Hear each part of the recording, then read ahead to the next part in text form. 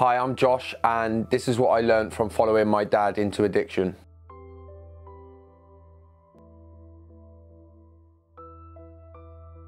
I don't really ever remember my dad being sober, and when he was drunk, he was loud and frightening and scary.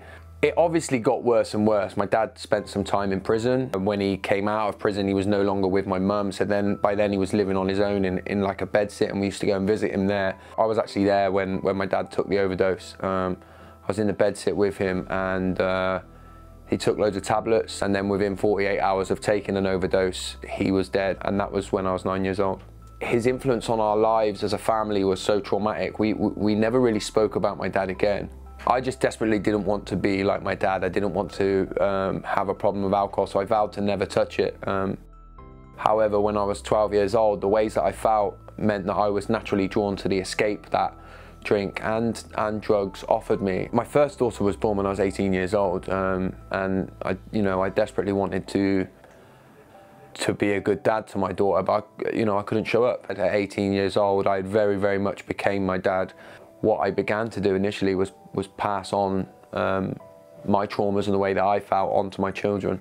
I held down a job, and I paid for a house. We had a house and we had a car, and I worked, but emotionally I was never available for my children at all, and I would disappear and then turn up. I stopped drinking when I was 24, and all the feelings and the emotions that I'd been running from and escaping all came flooding back. And I was about 8 months after stopping drinking, and I felt like I couldn't cope with life, and I saw my life as nothing but a burden on my children, and so I made an honest and what felt like a selfless decision to take my own life. I went to see my children once more, and in that moment, in that weekend, because for the first time ever I was present with my children, I changed my mind.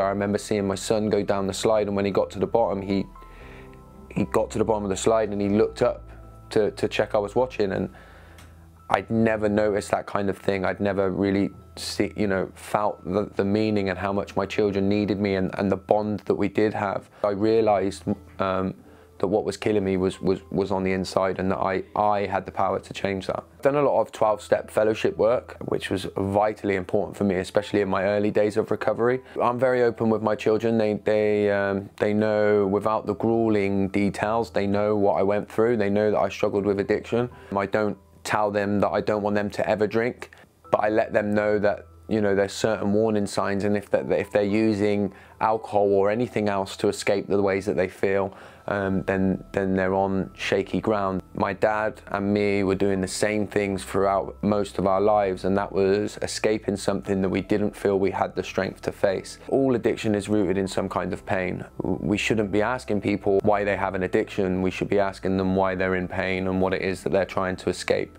If you really recognize the extent of the effects and the impacts that your drinking and your addiction is having on your children,